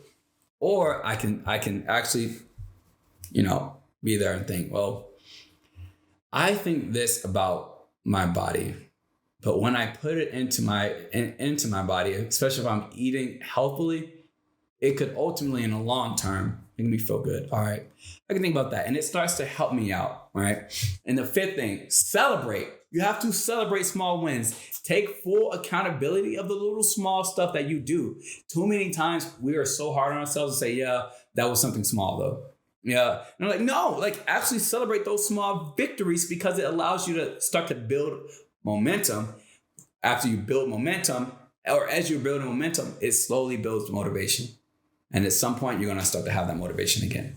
Right. And so with that, make sure you are writing down some of these daily habits that you can do to make sure that you continuously practice daily motivation, because you will run out of motivation at some point. But what kind of daily habits can you set in place? What kind of daily routines can you build? Right? What kind of ways can you be very consistent in doing the same things over and over, but start to build patience, because there are going to be a lot of obstacles and a lot of things that come in the way. So you want to make sure you build patience as well, so that way you can start to have better daily motivating habits that are there. So big thing for you is I'd love for you guys to put in the comment section, what different strategies have you found in order to find motivation? All right. And I also would love for you guys to check out, different motivational content and share that kind of stuff in the comment section as well. There's so many different empowering things out there, but most importantly, make sure that it's actually realistic motivation, instead of just, you can do it, you can do it, you can do it, you can do it. Now here's what you can't do. Go do this. Like, that's what you want to find. You can do it. Here's what you can do. Go do this. It's going to help you out so much more. Mm. Mm-hmm. Mm-hmm. Mm-hmm. Man, I need some coffee after that one. Coffee? No, I don't need coffee. I already got my motivation up. All right. But now I want to actually get into some of the main topics from Secrets of the Millionaire Mind, ways to grow and develop yourself. So that way you start to understand just how you can switch from your poor mindset, right, to a successful mindset. All right. So the first piece I want to talk about is, oh man, rich people think big, poor people think small. Why do they think big and why do poor people think small? Yes, you you find it terrifying to say a goal out loud that is bigger than what you expect. You find it terrifying because if you say it out loud, that must mean that you must do it. You find it terrifying to commit to somebody that you're going to go and be a millionaire. Because if you don't, what happens? You find it terrifying to tell somebody, I'm going to start this YouTube channel and be successful at it. Because what if it doesn't happen? So I just think small. I just think here and do these little bitty things. And I'm okay with that because I'm comfortable. And I'm all right with that. All right.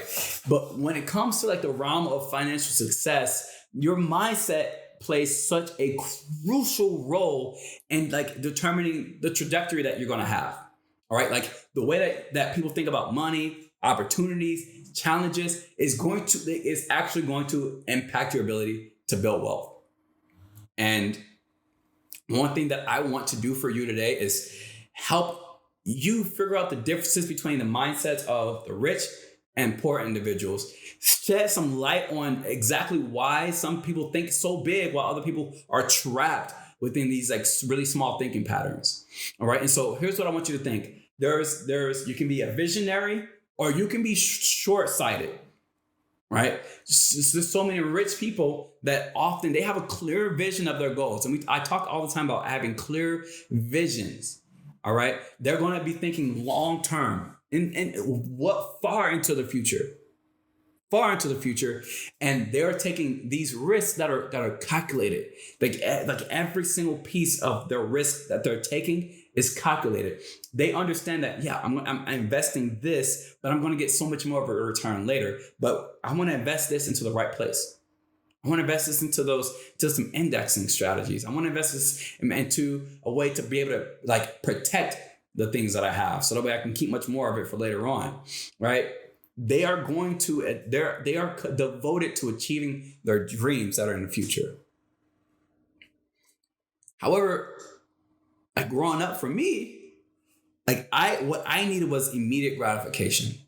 I wished that I had the mindset at that point to see a vision so clearly. And I speak with tons of like 18-year-olds to 25-year-olds who don't have a vision for like retirement, for instance.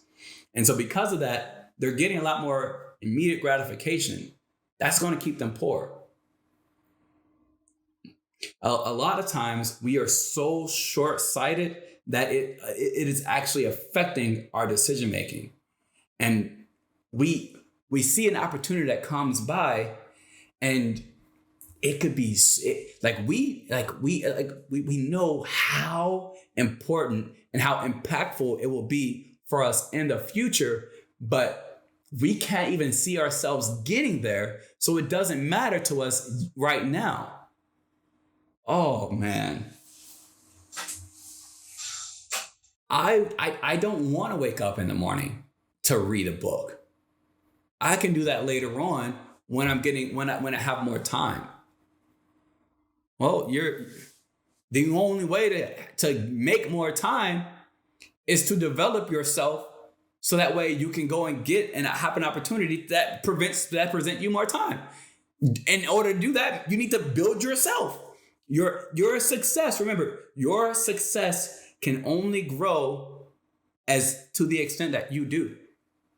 And so if you don't have a vision, it's probably because you are this small and your thinking is this small, right? Your vision can only stretch to the extent that you do.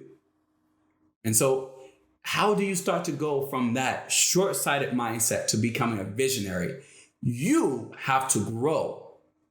You have to develop. You have to become bigger than those obstacles. You have to become bigger than every other thing, right? So that way you actually see much clearer, right? You can be down walking the streets of New York and not see for, 2 blocks down, or you can get to the highest building, the highest skyscraper in New York and see everything. Right? Where do you want to be at? Yeah, it might be a whole journey to get all the way up there, but get there, right? Get up there, find that vision, become a visionary. Rich people think they have this abundance mindset, while poor people have this scarcity mindset, right?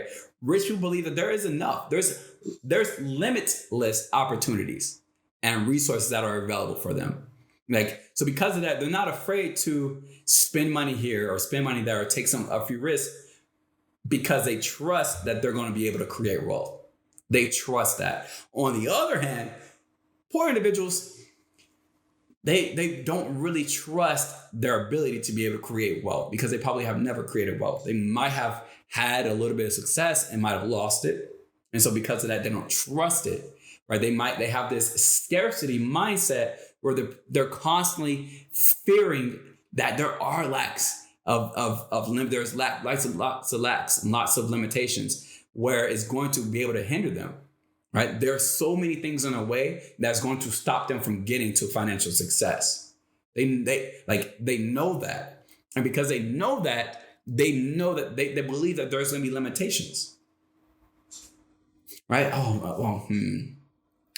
You mean to tell me that if I take this position, I can actually make over $250,000 a year? Wow. That's awesome.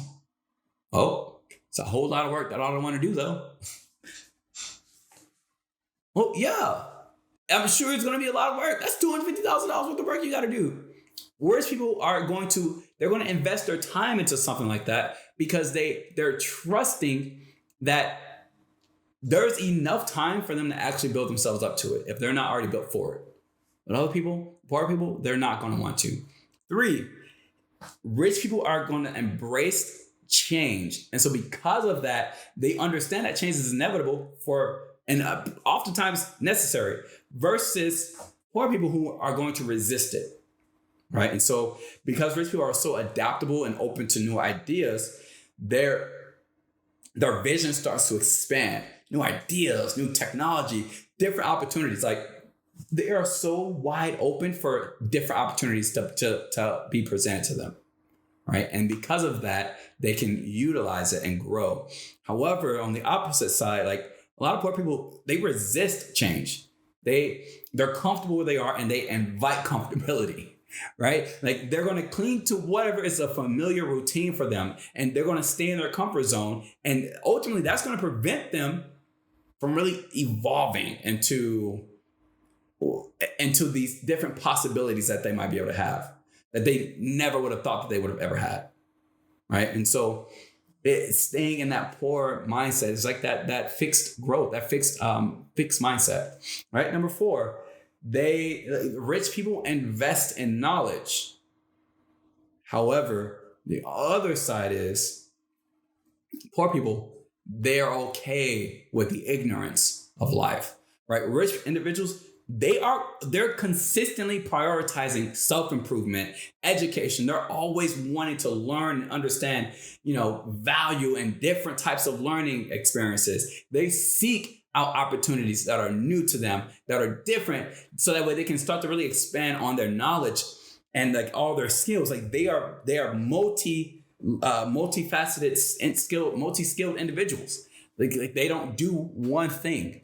Most business owners own at least 4 different businesses. Most successful ones, I will say. Most own 4 different businesses. While poor people, they prefer to remain stagnant just because it's they have curiosity, but they have this reluctance to investing time, effort, money into their own personal development.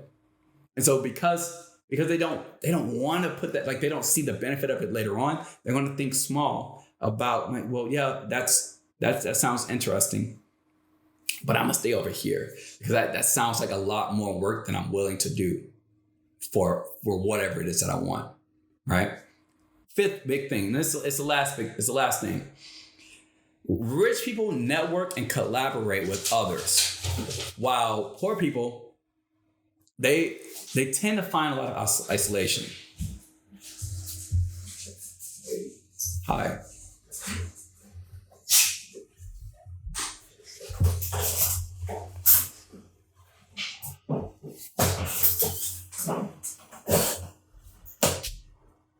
Close the door.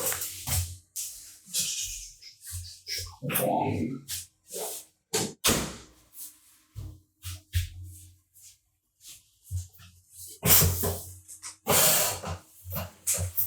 Hour 47. Okay. So yeah, rich people, they understand that networking and building strong relationships with other people outside of their little bubble is extremely important. They understand that networking with other people can bring opportunities that they never would have thought about. It could provide different types of insights into other things and ultimately really enhance their growth. While, poorer individuals, they might isolate themselves or really surround themselves with like-minded individuals already, not really people that's going to push their thinking forward. And so because of that, they're going to miss out on tons of different diverse opportunities, diverse perspectives, different types of connections that could ultimately help and serve them and be a resource for them in the future. Right. And so I say this because just having a mindset shift of thinking small to thinking big takes you on an entirely different transformative journey that can actually help lead you guys to from financial struggle to abundance, right? Start to adopt some of these different mindset traits of these rich individuals, having and building your own vision, embracing change that allows you to invest into your self-improvement, start building good, strong relationships so that trust me, anybody can break free of a lot of these limiting beliefs that they have, right? And actually pave the way for a really good future. And rich people, they think big because they truly believe in their ability to create wealth, to be able to have different opportunities and have success from that, right? And so where do you figure out that it's time to stop being stuck in your small thinking patterns and actually make that shift, right? So that way you can have abundance. Mm-hmm. Come on now. Rich people. Oh.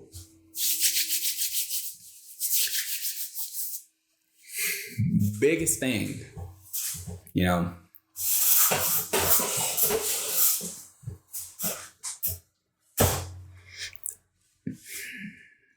How do I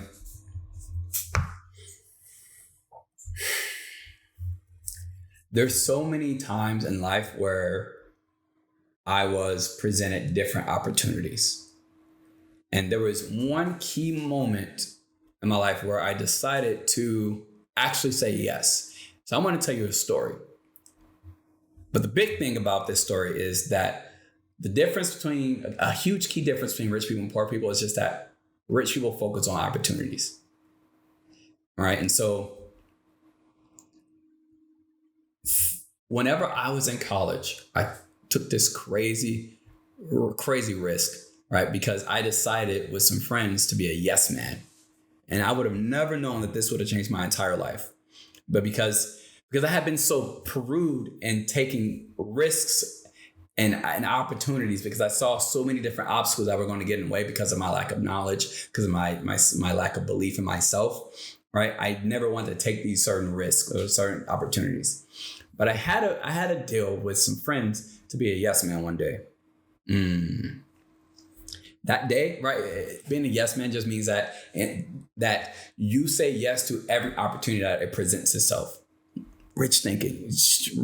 Granted, rich thinking, look, probably a little bit stupid, right? Rich people are going to take calculated risks, like they understand. But in this case specifically, it was just supposed to be a fun day. Well, some Marine Corps recruiters came to my college. And they asked infamous questions. Is anybody interested in listening to Marine Corps? I had to say yes. Changed my life forever. I would not be where I am today without actually being open-minded that day to opportunities. I can only imagine where I would be at currently if I was not so open that specific day to opportunities, no matter what. The difference between me and my friends, because I was doing this with 2 other people, there was 3 of us. They were also there as well. They ended up seeing all the different obstacles, boot camp, right? There, some I have to start eating healthy and losing weight. Some of them also saw that means that they're going to have time away from their families and all these different so many obstacles came in the way that it kept them where they are currently. And I'll say one of them right now is actually working at the same place 10 years later. Another one developed into a completely different person, which is awesome, right? I love both of them. But I went down such a journey. They went down such a journey as well.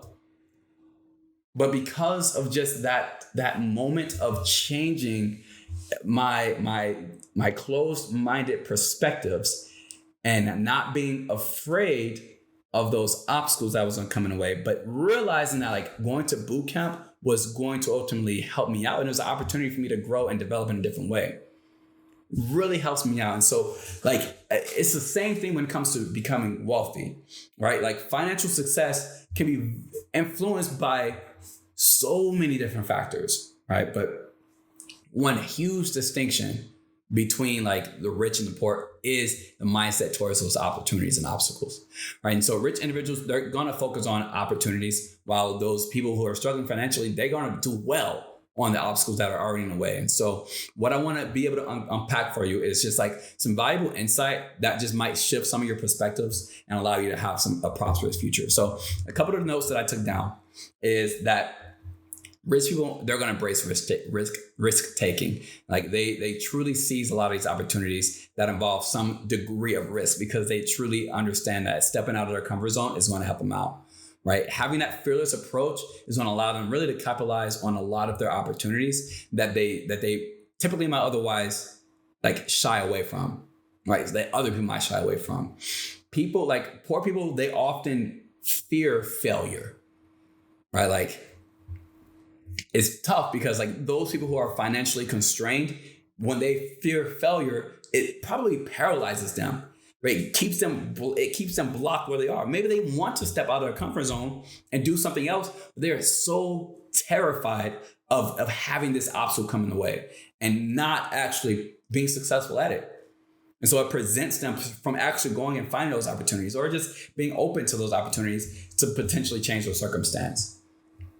And so if they get the chance to focus on some potential obstacles and negative outcomes, but understand that it's going to happen, they won't limit their growth. But too many times we look at what's right in front of us that we have to overcome and limit ourselves, right?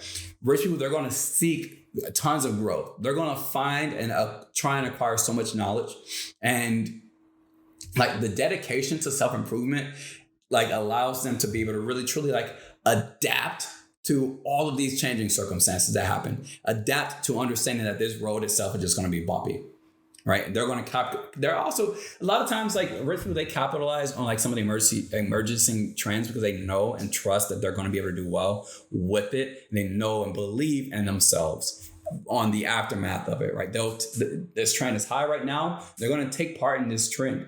Too many people that are poor, they won't. They're going to settle for comfort and stay trapped in this cycle of poverty. They're probably going to prioritize a lot of the short-term comfort over having like this short-term discomfort for an actual future.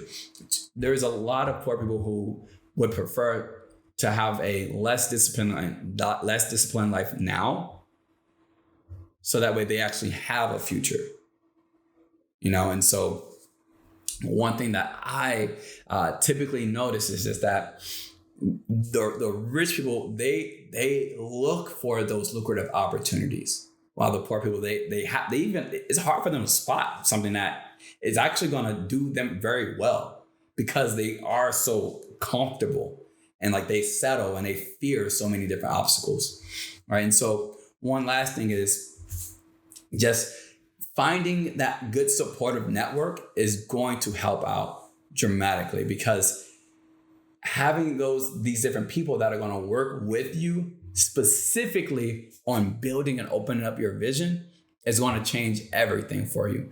Because when you want to take that step out of your comfort zone, right? When you are poor or thinking, right? When you do want to take your step out of that comfort zone, if you have the correct supportive people around you, it's not going to be as uncomfortable, right? It might be it might cause a little bit of discomfort, but it's not going to be as uncomfortable because you also have people who've been there before, right? And so they're going to be able to help push you up. And so I know super quick, but like actually focus on perceiving and approaching opportunities that can like significantly like change like your financial outcomes. Like it is okay to take a couple risks. Maybe put some money into talking to someone. Maybe put some money into some sort of investment products, or maybe put some money into different opportunities. Instead of money, put some time into building on yourself, building onto other people. Try to have this proactive mindset instead of reactive.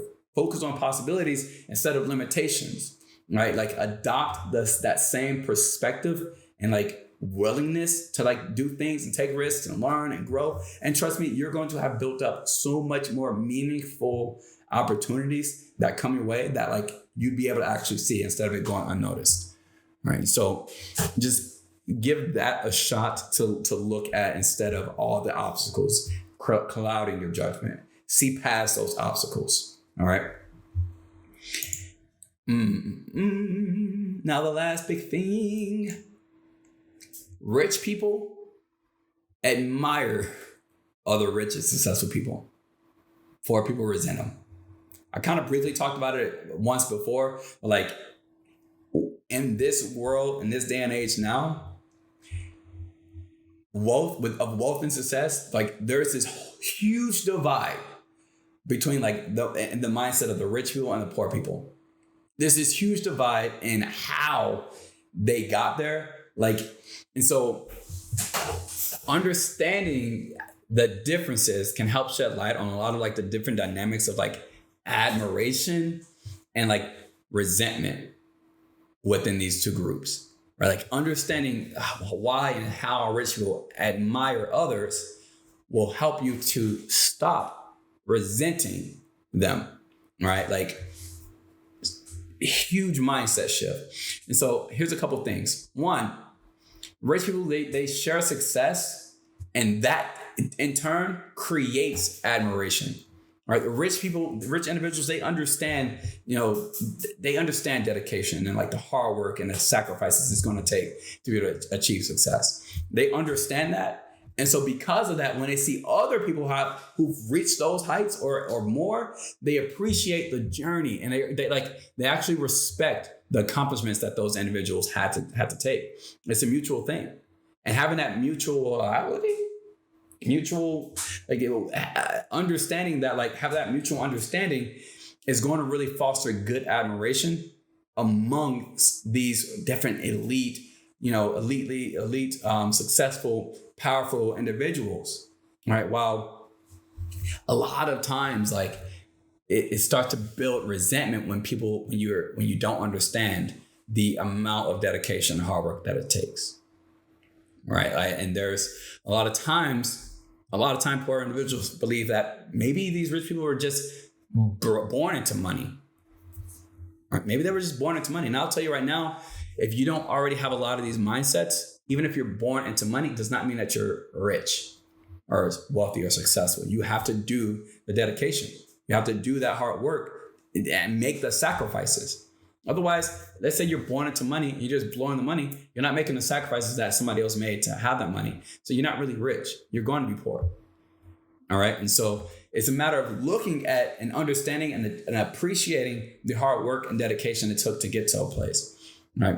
Another big thing that I talk about is rich, successful people. They always seek out connections with people who have that same drive and ambition as them. And so because of that, when they're admiring those other, high achievers, they start to open up the doors to all these different opportunities and partnerships. That's just really what's going to be extremely important when it comes to networking. Build partnerships with other successful people. And that's what successful, wealthy, rich individuals do.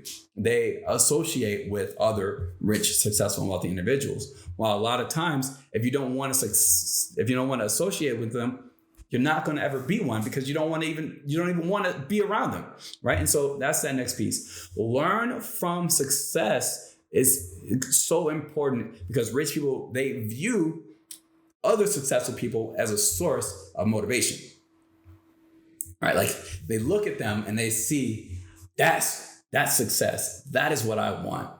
I want to learn from that person. While poor people, they see that person who's making a lot of money and a lot of times they feel it's like, yeah, they don't have the behaviors that I would probably want. Well, how do you even know that? You don't know the behaviors. You just see what you see. And so a lot of times these rich people, they believe that there's valuable lessons that they can learn from that people, valuable moral lessons that they can learn from rich and successful people. While on the other hand, like a lot of times poor people don't feel like, rich people could potentially teach them anything, especially about values. And there's a lot of times. So one thing I would encourage you to do is write down all the negative thoughts that you have about wealthy people, or successful people, or rich people. Write them all down.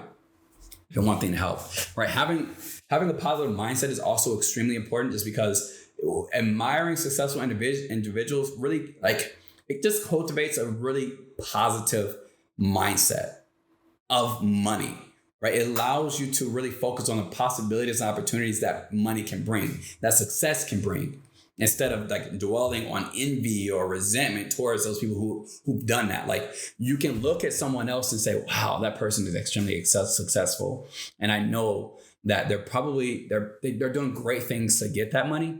And they're probably doing even better things with that money, right? Because they likely are. Otherwise, if they're doing things that didn't work, they would not be able to maintain it and continue to build on it, right? And so having a positive mindset towards the opportunities that money as a tool can bring is fantastic. I'll say that resentment typically stems from jealousy or envy. Resentment stems from envy. It's one thing that I've kind of learned while working with and meeting and communicating with other individuals. Like poor individuals, they typically resent the rich people or the wealthy or the successful people due to them just being envious. Like they perceive that these people with wealth and success have just this unfair advantage and like these opportunities that like they don't have. And because of that, it starts to lead to resentment and bitterness. Oh yeah, that would have never happened to me. I would have never been able to actually do these kind of things. Or, they just got like that because they were born into it. But you can still have it, right? There's this perceived inequality that poor individuals have because they often feel like there's a sense of injustice when they compare their circumstances to those of the wealthy. Like they are done wrong because of specifically the fact that they were just poor, right? And so they perceive this inequality, perceiving this inequality in itself could really fuel a lot more resentment towards those successful individuals, right? And so it really starts to bring a reminder all the time to them whenever they think about money, wealth, success, that I'm not equal to them. Like, and people treat me wrong. They treat me differently. I have less opportunities. People present less opportunities to me because of it. People don't want to network and communicate with me because of it. And they start to just represent like disparity of like wealth and opportunities, and that you can feel it, and it doesn't feel good. It's very thick. And then also on top of all that, poor people have not persevered through all of the obstacles. And so because they haven't, I can promise you that on your journey to success, you're going to want to quit 5 billion times. And if you're going to want to quit 5 billion times, but you don't quit ever, any of those 5 billion times, after that 5 billionth time that you wanted to quit, but you didn't, you're in a very different place than you were if you had quit beforehand or anywhere along that journey. And poor people, there's some point where they stop, right? At some point where they stop. And so they don't know what the rest of the journey would have been. They don't understand it. And so they have this lack of understanding, which starts to create resentment towards the rich people because they just don't understand. They're not aware of all the challenges and hard work that it takes to actually achieve the success and the wealth. Like, they don't actually truly understand, and so they can't appreciate it. And so without insights to those struggles and like the sacrifices of the wealthy, it's so easy for poor individuals to just like have this fester of negative feelings towards rich people. Okay. And so this divide between rich people admiring, other successful and rich people and the poor people resenting them, like it's crazy. And it's rooted in like, it is all about your mindset, your perception, and your understanding. All right. And so, yes, admiration amongst the wealthy individuals, like for them, fosters great positive outlooks for like opportunities and growth. And for them, like it's amazing, and it helps build them, and they build a really good community, really good network. However, resentment amongst the poor individuals and like those less fortunate creates so many different barriers to just developing, right? If you hate someone with money, you won't be someone with money because you're going to hate yourself. And so you're not like, if you hate that people have money, you're going to hate that you have money. And so you're always going to give it up. And so if you can just acknowledge and address the differences, right? These differences, you can really start to bridge that gap of like understanding and building support for other individuals, learning from the rich and wealthy people. You actually open up your ears and understand that society. And so, I'm telling you right now, the moment that you start to admire and look at other people that are in different positions, you open up your vision to what you are able to do.